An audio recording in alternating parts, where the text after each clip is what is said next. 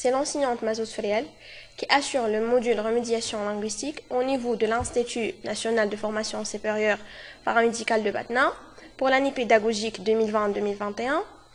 Ce module est destiné bien sûr aux étudiants de première année tronc commun. Aujourd'hui, on va avoir une nouvelle leçon qui va porter sur l'emploi des pronoms. Tout d'abord, avant de passer à l'emploi des pronoms, on doit savoir qu'est-ce qu'un pronom. Le pronom est un mot qui remplace un nom ou bien un syntagme nominal. Exemple, la vieille sorcière achète un balai. La vieille sorcière, c'est le syntagme nominal. On va le remplacer, ou bien on peut remplacer la vieille sorcière par le pronom elle. Elle achète un balai.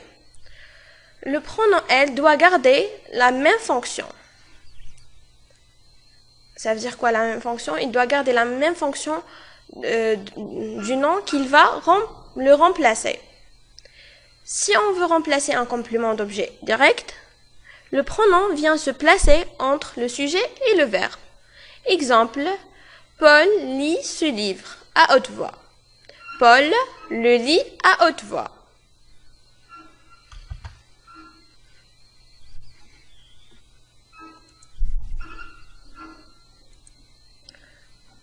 Pour le complément d'objet indirect, c'est un peu le même principe. Il se place entre le sujet et le verbe.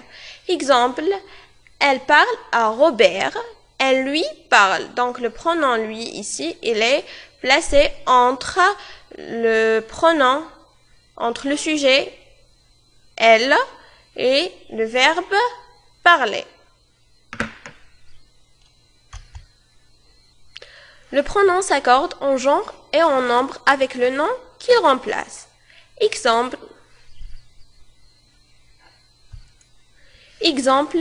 où sont Pierre et Jean? Ils sont à la maison. Là, il avec S l'a remplacé Pierre et Jean.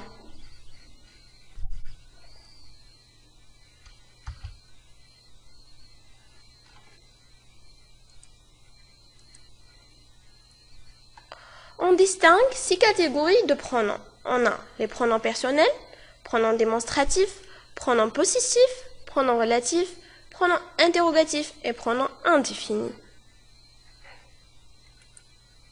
Pour les pronoms personnels, le plus souvent, ils désignent une personne en remplaçant un nom. Cette personne peut être un sujet du verbe, je, tu, etc., ou bien un complément, me, moi, te, toi, etc.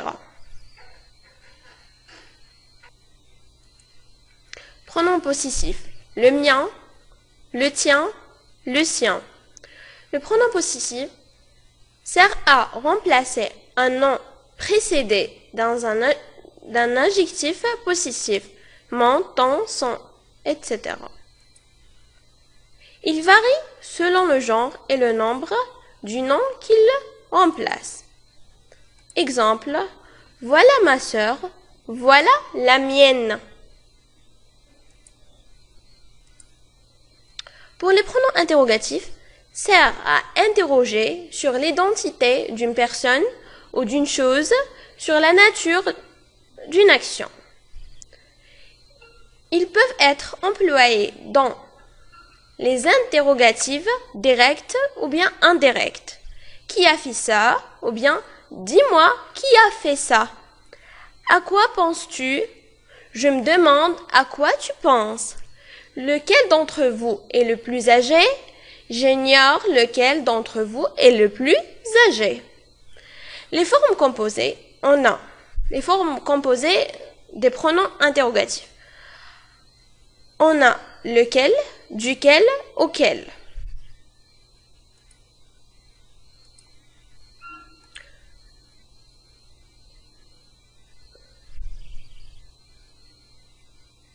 On distingue tout d'abord trois formes de pronoms interrogatifs. On a les formes simples, que, qui, quoi. Les formes renforcées, qui est, bien qui est-ce qu'est, qui est-ce que, qui est ce qu'est et qui est-ce que. Et enfin, les formes composées, lequel, duquel, auquel, etc.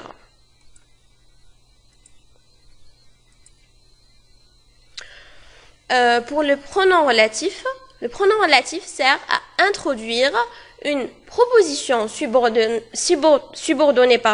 relative dans une phrase. Prenons un exemple. Par exemple, si je vous dis « Le chat mange la souris », là, c'est la proposition principale. Mais on voudrait rajouter que la souris a une queue blanche.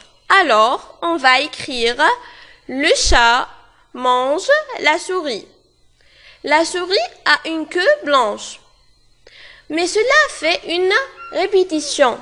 Le chat mange la souris. La souris a une queue blanche. Alors, on va introduire la souris a une queue blanche dans la proposition principale. Mais pour éviter les répétitions, on va remplacer les souris par un pronom relatif.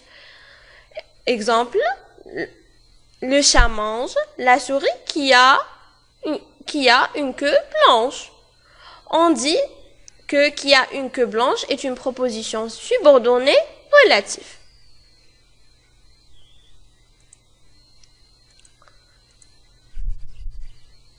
Les pronoms relatifs sont qui est sujet, que, qui est complément d'objet ou de lieu, ou qui est complément circonstanciel de lieu ou de temps, dont qui est complément de nom.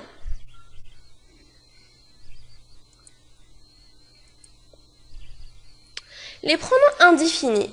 La plupart du temps, le pronom indéfini remplace un nom introduit par un adjectif indéfini. Chaque, plusieurs, on a plusieurs. Le pronom indéfini, sert à exprimer l'absence totale. Il sert à quoi le pronom indéfini? Sert à exprimer l'absence totale. Comme l'adjectif indéfini. Il présente des formes variées et peut exprimer des quantités nuancées. Certains adverbes de quantité, on a beaucoup, combien, assez, peu, jouent d'ailleurs parfois le rôle de pronom. Ça veut dire certains adverbes de quantité peuvent jouer le rôle d'un pronom.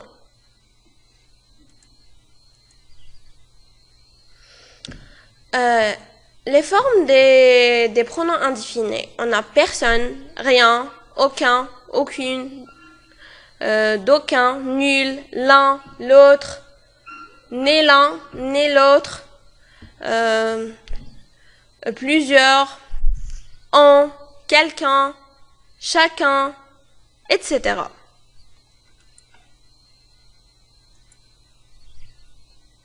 Passons à le pronom en et le pronom y.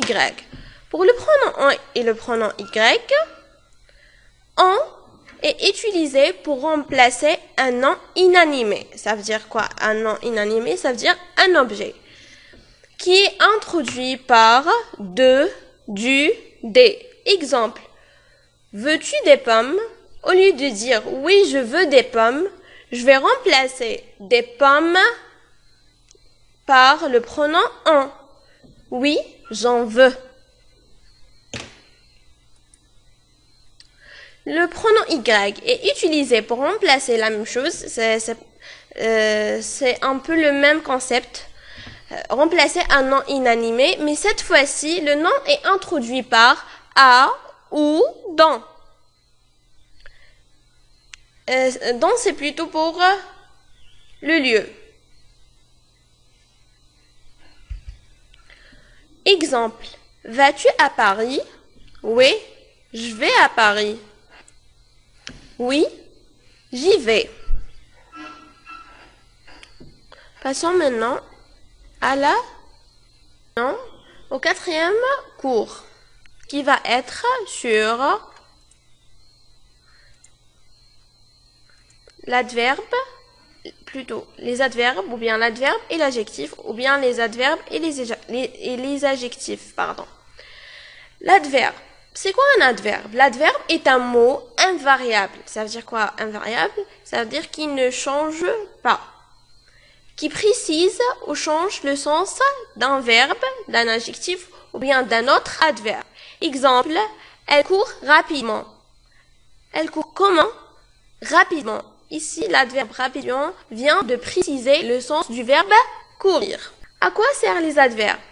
Les adverbes servent à préciser les circonstances de lieu, de temps ou de manière dans lesquelles se déroule l'action présentée par le verbe. Les adverbes indiquent le degré d'une qualité ou d'un défaut. Les adverbes indiquent le degré d'une qualité ou d'un défaut. Par exemple, l'adverbe très vient pour indiquer une qualité et trop pour indiquer un défaut. Les adverbes donnent des informations sur ce que pense celui qui parle.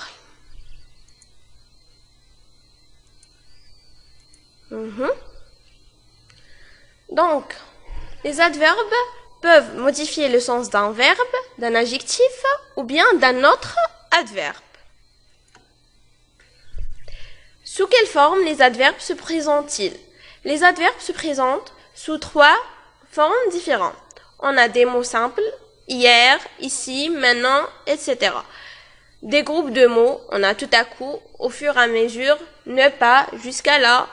Des mots terminés par ment, lentement, rapidement, etc.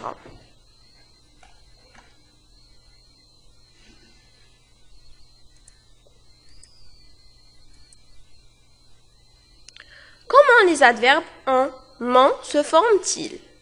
La plupart des adverbes terminés par ment se forment en ajoutant ment au féminin de l'adjectif. Exemple, courageuse, courageusement, clair, clairement.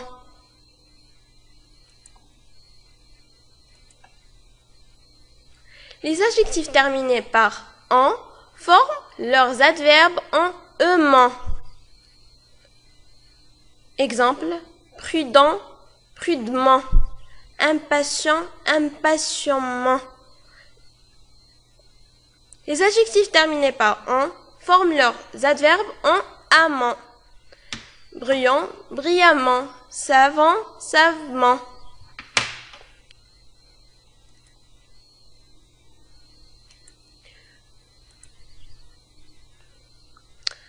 Les différents adverbes sont, on a les adverbes de lieu, ailleurs, autour, avant, dedans, dehors, derrière, dessous, dessus, devant, ici, là, loin, partout, pris, etc. Adverbe de temps, alors, appris demain, aujourd'hui, aussitôt, avant, avant-hier, bientôt, déjà, demain, depuis, etc. On a les adverbes de manière, ainsi, bien, comme, debout, ensemble, etc. Adverbes de quantité, assis, aussi, autant, beaucoup. Et les adverbes d'affirmation et de négation. Oui, peut-être, ne pas, ne plus, ne rien, ne jamais, ne guère, non, si, vraiment, etc. Maintenant, passons à l'adjectif. Pour l'adjectif, l'adjectif est un mot qui complète un nom. L'adjectif, c'est un mot qui complète un nom. Il se place après le nom. Exemple, un chat noir. Là, l'adjectif, elle est placée après le nom. Ou bien avant un nom. Exemple, un petit chat noir. L'adjectif s'accorde dans le genre avec le nom. Si le nom est féminin, tous les adjectifs qui se rapportent au nom doivent être au féminin. Exemple, une jolie robe noire. Et il s'accorde également au nombre masculin pluriel des jolis petits chats noirs. Au féminin pluriel, des jolies robes noires.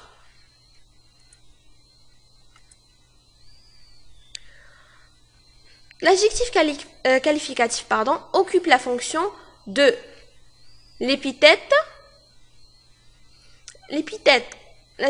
L'adjectif épithète qualifie le nom et il appartient au groupe nominal. Exemple, la vieille usine pollue beaucoup. Elle est où l'adjectif? Elle est là.